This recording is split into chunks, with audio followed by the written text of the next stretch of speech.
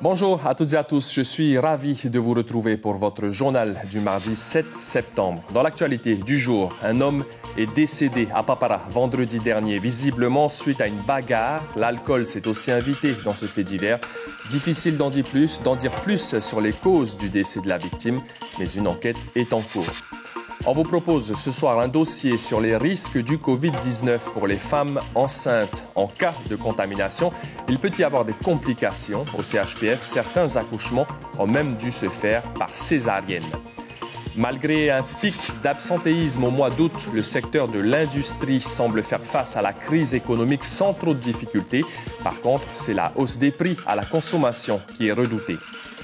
Nous parlerons aussi de la situation économique de la compagnie aérienne Air Tahiti Nui avec le président directeur général, M. Michel Monvoisin, qui sera en direct avec nous dans ce journal. Des pompiers vaccinateurs fraîchement arrivés de métropole ont débuté leur mission aujourd'hui. Un groupe de 5 d'entre eux a été affecté à Tayarapu Est. Une de nos équipes de journalistes les ont suivis pour leur premier jour au service de la santé des Polynésiens. Édouard Fritsch, démission. Dominique Saurin, démission. Gaston Floss et son parti politique n'y vont pas avec le dos de la cuillère pour dénoncer la gestion de la crise sanitaire par les autorités locales. Nous serons ainsi avec le président du Amuitair Aotenun à Maori en direct pour évoquer également son jugement pour déclaration incomplète ou mensongère de son patrimoine. Merci d'être avec nous. On débute ce journal par ce fait divers qui s'est produit à Papara. Vendredi dernier, un homme d'une quarantaine d'années a trouvé la mort à l'issue d'une bagarre sur fond d'alcool. L'information a été révélée par le quotidien La Dépêche de Tahiti. Sandro Lee et Evar Apoto ont rencontré la famille aujourd'hui. C'est ici, au bord du parking, que le drame s'est déroulé. D'après les témoins, l'homme d'une quarantaine d'années qui buvait avec ses amis s'est levé pour aller uriner près d'un véhicule. En sortant du magasin Lucky, le propriétaire de la voiture voit la scène, pris de colère, lui assène un coup. Le malheureux tombe, il est inconscient. Les deux hommes se connaissent bien et habitent dans le même quartier. L'auteur du coup, accompagné d'un ami, dépose le malheureux chez lui en disant à sa mère qu'il avait trop bu. Quand ma mère m'a dit qu'il n'est pas revenu avec sa bicyclette, j'étais étonnée. C'est mon petit frère. Malgré qu'il soit sous, il arrive à rentrer avec son vélo. Mais ce jour-là, ce n'était pas le cas. Quelqu'un l'a ramené. La personne qui l'a tué l'a ramené chez lui en disant à ma mère qu'il était sous. Et ma mère a pris peur. C'est le soir même que la famille a remarqué que le corps était inanimé. Et le lendemain, la maman du défunt est allée chercher réconfort auprès de Madame le maire de Papara. Elle est venue me voir pour son fils. Comment ça s'est passé, elle ne sait vraiment pas aussi. Parce que son fils est revenu à la maison sans faire attention. Elle a pris la couverture, elle a mis sur son fils. Mais le frère du garçon était arrivé, il est parti voir son frère, il a appelé sa maman, voilà. Son frère, il est décédé. Mais à quelle heure, à ce moment-là, je ne sais pas. La victime était chauffeur de bus à Papara et père d'un garçon de 9 ans. Aujourd'hui, la mère en deuil est actuellement au Fare Amura de Papara pour les obsèques de son frère et attend également qu'on lui ramène le corps de son fils. Et une autopsie est en cours pour déterminer les causes exactes du décès. 2 incendies ont eu lieu aujourd'hui sur les hauteurs de la côte ouest de Tahiti à la mi-journée sur les montagnes de Paea et très tôt ce matin du côté de Papara. Les sites étaient difficiles d'accès pour les soldats du feu à Papara. 2 hélicoptères bombardiers d'eau ont d'ailleurs été mobilisés. Fort heureusement, les 2 sinistres ont été maîtrisés sans avoir touché d'habitation. Plusieurs hectares de végétation sont partis en fumée. Nous le faisons quotidiennement. Un point sur la situation sanitaire de la Polynésie française. Ces dernières 24 heures, il y a eu 9 décès déclarés du Covid-19. Le décompte des victimes est à 522. Les hospitalisations ont baissé, 271 à ce jour et 60 en réanimation. La barre des 120 000 personnes au schéma vaccinal complet a été franchie. Voilà pour la situation au Fénois.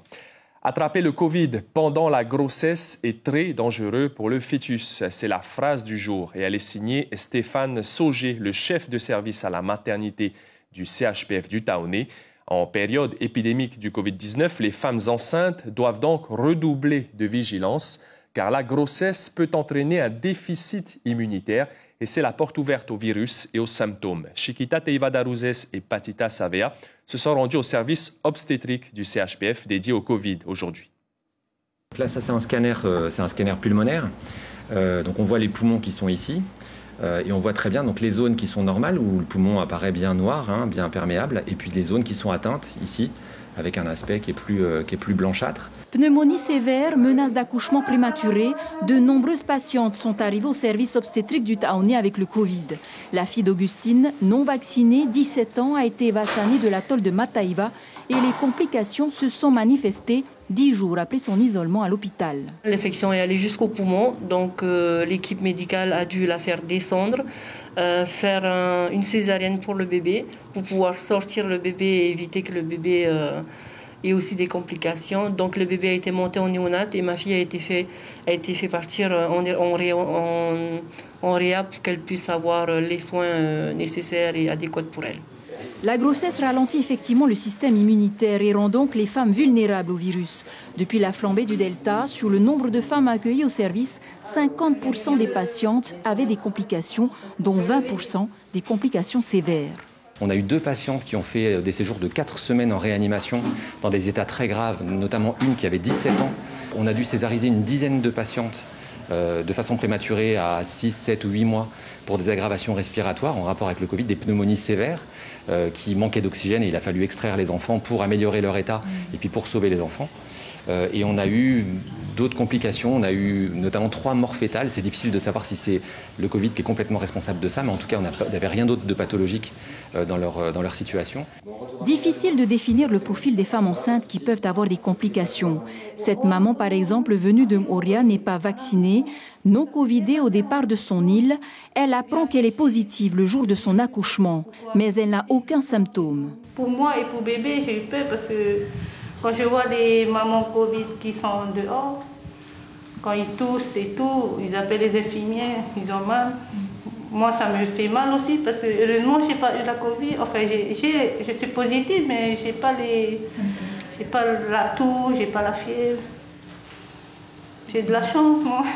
Alors, question, la Covid ou le vaccin peuvent-ils provoquer des malformations chez le fœtus? Le Covid ne donne pas de malformation fétale.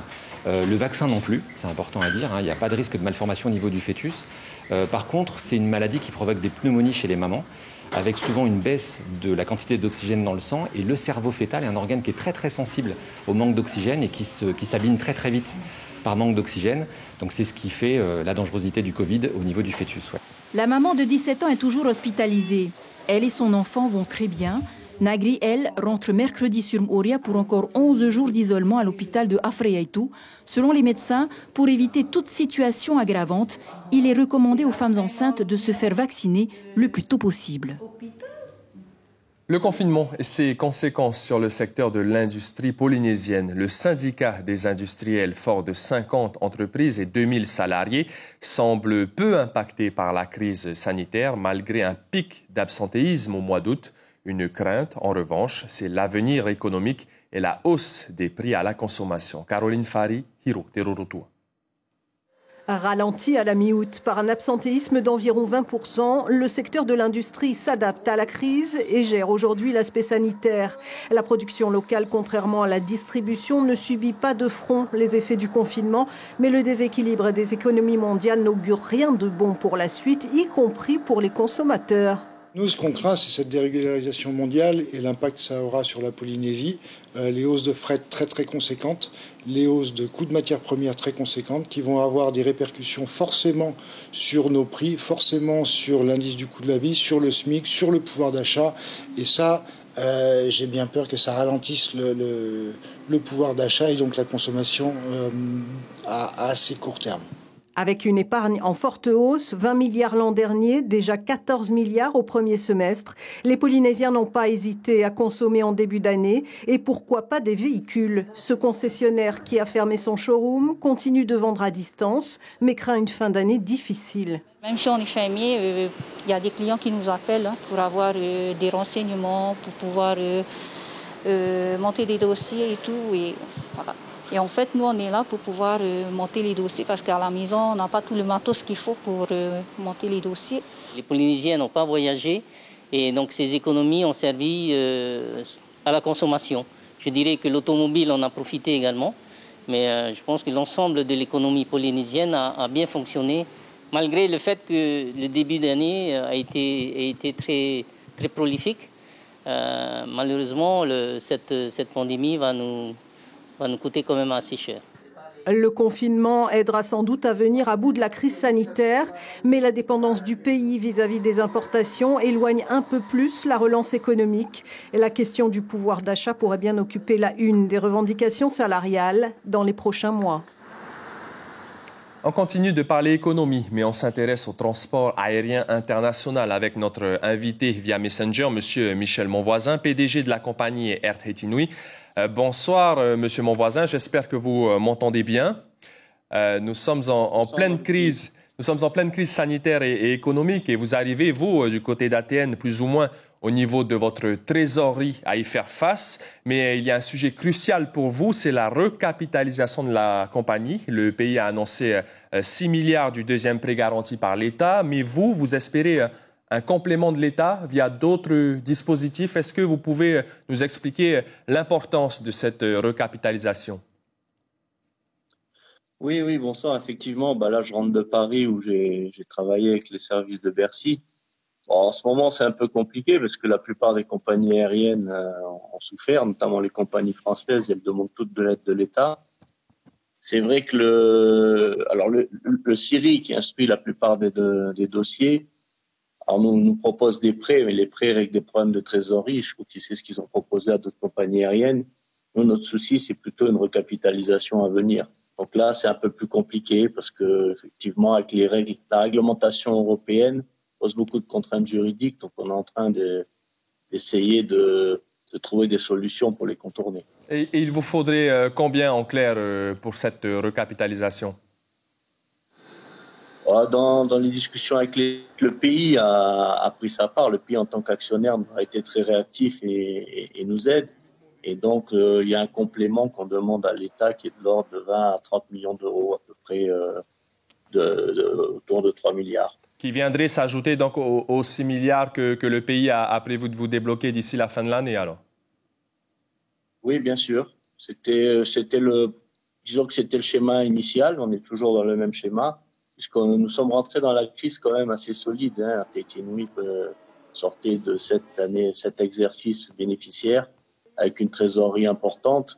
Donc nous avons plutôt bien résisté, mais bon, avec les fermetures de 2020, les confinements, là l'été s'annonçait bien puisque nous avions des remplissages qui étaient supérieurs qui étaient autour de 80%. Et puis bon, l'apparition du variant Delta et le confinement a entraîné des pertes d'à peu près entre 20 et 30% de remplissage. Donc, en ce moment, vous nous dites qu'il y a entre 20 et 30% sur les derniers vols Air Tahiti Nui. Il faut savoir qu'il y en a 5 entre Tahiti et Paris par semaine, hein, c'est bien cela? Oui, alors, les vols tournent entre 40 et 50% de remplissage. Hein. Quand je dis on a perdu 20 à 30 points de remplissage du fait de cette nouvelle crise qui est arrivée avec le variant Delta. Ça dépend aussi des vols entrants et sortants, bien évidemment, monsieur Monvoisin. Oui, alors les vols sont assez directionnels parce qu'effectivement, sur les vols qui partaient de Tahiti, notamment vers Paris, les vols étaient assez pleins puisque beaucoup de touristes ont voulu anticiper leur départ et rentrer plus tôt. C'est dans l'autre sens que les vols se vidaient, dans le sens Paris-Papeete. Merci beaucoup, monsieur Monvoisin, PDG donc, de la compagnie Air Tahiti Nui. On retiendra donc que vous revenez de Paris où des discussions sont encore en cours donc, avec Bercy pour des alternatives pour la recapitalisation d'ATN. Merci beaucoup. Demain matin, merci, bonne soirée. En radio, Ibrahim Ahmed Azi continuera son tour d'horizon des communes en contactant dans l'invité café monsieur Henri Flore, le maire de Hiti Aotera. En Nouvelle-Calédonie, J+1 après le confinement strict et avec le décalage horaire, la population calédonienne est donc confinée depuis hier. Les autorités sanitaires ont enregistré 24 cas actifs sur l'ensemble de l'archipel. Ça a encore augmenté. 15 personnes sont hospitalisées, dont 5 en réanimation. On fait le point avec nos confrères de Calédonie la Première. Les chiffres évoluent d'heure en heure, preuve que le virus circule réellement et progresse rapidement en Calédonie. Ce matin, très tôt, nous étions à 15 personnes hospitalisées au Medipol, dont 5 dans le service de réanimation. 4 personnes ont été placées à domicile à Lifou.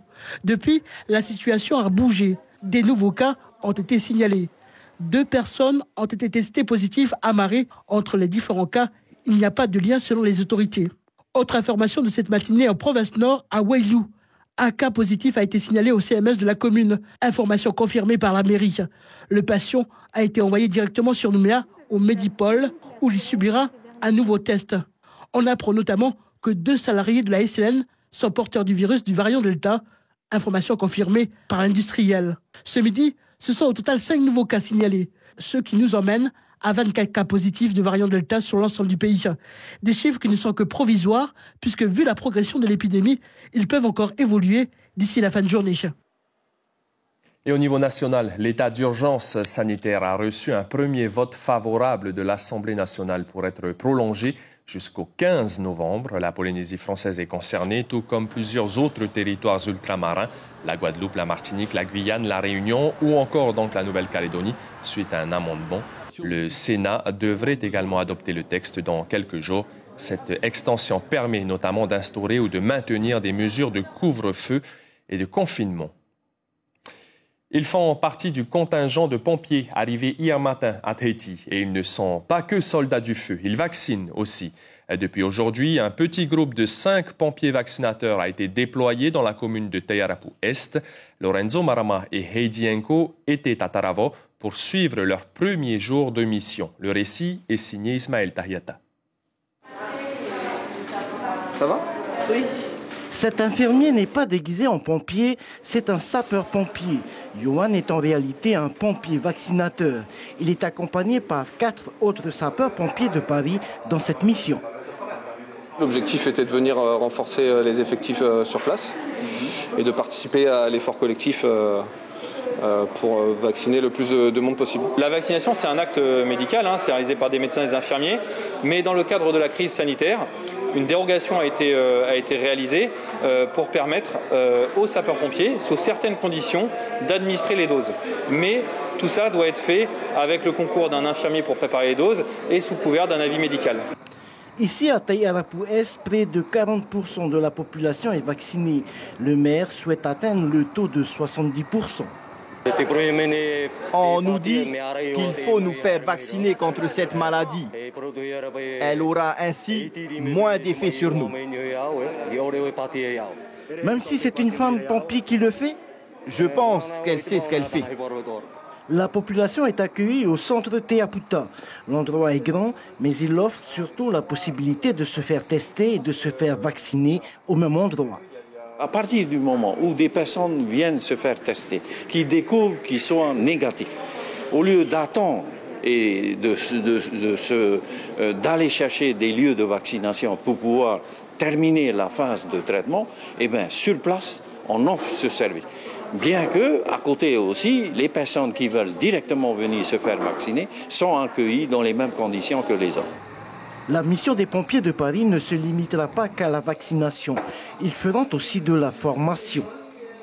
On va essayer à partir de demain de monter une équipe mobile pour atteindre les zones reculées et permettre aux gens qui ne peuvent pas se déplacer d'être vaccinés. Et à l'issue de notre mission, on a pour projet de former des sapeurs-pompiers polynésiens de Taiarapu Est pour qu'à l'issue de notre départ, ils puissent poursuivre la mission. Allez, détendez-vous. Détendez, forcez pas. Okay. En France, 25 000 sapeurs-pompiers ont reçu la formation pour la vaccination. Là-bas, une trentaine de vaccinodromes sont gérés par eux. Le parti politique Amuitaira Otenuna Mahui ou Tahuira Huiratira, si vous êtes nostalgique, a donné une conférence de presse ce matin pour dénoncer des chiffres faux sur l'épidémie, une gestion de crise catastrophique de la part du gouvernement et de l'État. Gaston Floss demande la démission d'Edouard Fritsch et de Dominique Saurin. Si l'ancien président du pays était au pouvoir, a-t-il dit, il aurait privilégié la santé de la population aux lourdes conséquences économiques. Ça tombe bien, Gaston Floss est avec nous pour nous dire cela en direct. Bonsoir, Monsieur Floss, président du parti politique Amuitaira Otenuna Mahui. Alors, c'est une interview, Monsieur Floss, pas une tribune. Je vais vous poser des questions et vous allez y répondre. Vous réclamez la démission d'Edouard Fritsch et de Dominique Saurin. Vous affirmez que le pays et l'État donnent des chiffres incomplets ou même manipulés. Est-ce que vous maintenez ces accusations, Monsieur Floss? Alors, ce qu'il faut bien comprendre, nous sommes vraiment, notre pays, nous sommes en guerre contre cet ennemi, le Covid. Qui aurait pu imaginer que nous aurions atteint 522 morts? Et encore, ces chiffres ne reflètent pas la réalité de la situation sanitaire parce que les morts dans les familles ne sont pas prises en compte, les morts des archipels ne sont pas prises en compte. Je pense que nous sommes très proches des 600 morts aujourd'hui. La situation sanitaire du pays est vraiment dramatique. Alors, ce n'est pas le tout de critiquer. Souvent, on me pose la question, mais qu'est-ce que tu aurais fait si tu étais à leur place? Vous auriez fermé les écoles plus tôt. Il faut réfléchir et définir quel est son objectif. Et pour moi, il y a deux choix. Ou bien on va sauver la vie des populations, soit les soigner, ou bien l'économie, sauver l'économie, les finances du pays, les milliards de ces grosses sociétés. Nous avons opté sans ambiguïté pour sauver la santé de la population, sauver leur vie. Alors, Gaston Floss, vous demandez même au Tapura Huiratira, de déposer une motion de censure. Vous soutiendrez cette motion de censure. Monsieur Floss, je ne sais pas si vous m'entendez ou si vous êtes complètement parti dans votre déclaration. Monsieur Floss, vous demandez au Tapura, à la majorité, de déposer une motion de censure que vous soutiendriez. Oui, parce que si nous sommes arrivés en ce stade-là mais le président de la République lui-même a reconnu il n'y a pas le programme de vaccination dans notre pays est inférieur à celui de la métropole.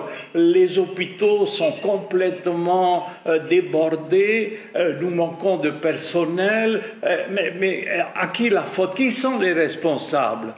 Ce sont ceux qui dirigent notre pays aujourd'hui, c'est-à-dire le haut-commissaire et le président Fritsch. Monsieur Floss, rapidement, Monsieur Floss, je sais que vous souhaitez encore vous étaler sur le sujet de la situation sanitaire, mais rapidement par rapport à une affaire où vous êtes impliqué pour déclaration incomplète ou mensongère de votre patrimoine auprès de la Haute Autorité pour la transparence de la vie publique, le procureur a requis 1 an de prison ferme, 5 ans d'inéligibilité, plus de 5 millions d'amendes.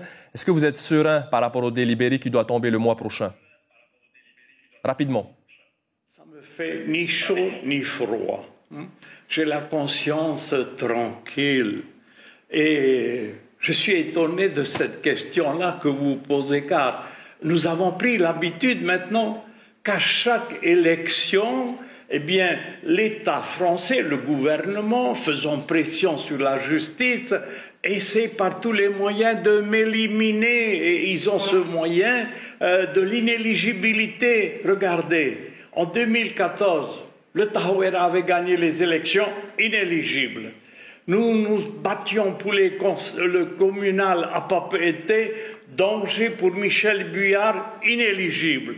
Aujourd'hui, nous préparons les élections législatives et les territoriales, encore une fois, illégitimes. C'est quoi ça? C'est ça la justice? C'est devenu vraiment l'outil politique du gouvernement de la République. Merci beaucoup, Monsieur Floss, pour ces réactions en direct dans notre journal. On retiendra donc que vous demandez la démission pure et simple du haut-commissaire et du président du pays. Période de continuité pédagogique oblige. La ministre de l'Éducation, Christelle Lehartel, était en visite à Ho hier pour une journée d'inspection et une réunion avec les responsables d'éducation de l'atoll. Il était notamment question de la nouvelle gouvernance, un système entre le premier et le second degré qui doit permettre d'améliorer les performances des élèves en faisant collaborer les équipes de cycle 3 de l'école et du collège. Le but de cette réunion était donc d'en faire le bilan provisoire et de mettre en place une stratégie d'éducation pour cette nouvelle année. On écoute la ministre au micro de Mathieu Allot. Vous avez vu que l'on a prolongé la période de confinement sur les 2 semaines qui arrivent là. Et donc je voulais venir soutenir les équipes, accompagner les familles. Vous voyez, je prends le temps pour partager avec eux et puis profiter aussi de partager les inquiétudes des parents. Comment se passe la continuité pédagogique? Ce soir, en télévision, Le rire de ma mère, un film français et 2 épisodes d'Unité 42, Avant le rêve américain, une série documentaire. Avant de se quitter, à retenir dans l'actualité aujourd'hui, les femmes enceintes non vaccinées peuvent développer de lourds symptômes du Covid-19 comme des pneumonies sévères, des complications qui peuvent nécessiter des césariennes. Ça a été le cas ces dernières semaines au CHPF du Taounais. Les médecins recommandent donc la vaccination. Dans la presse écrite, demain, le quotidien Tahiti Info consacre sa une à Bébel en Bringue. C'était en 88 lorsque l'acteur disparu était arrivé au Fénois. Pas de une de la dépêche de Tahiti pour l'instant. Merci d'être fidèle à vos rendez-vous d'information de Polynésie la première. Je vous dis à demain. Prenez bien soin de vous, protégez-vous et bonne soirée sur nos antennes.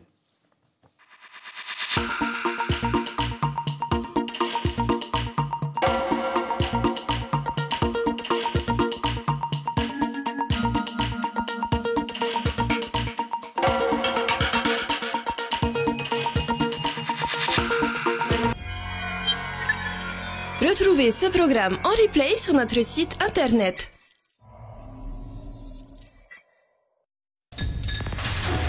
L'information en continu sur Polynésie la première, internet et réseaux sociaux.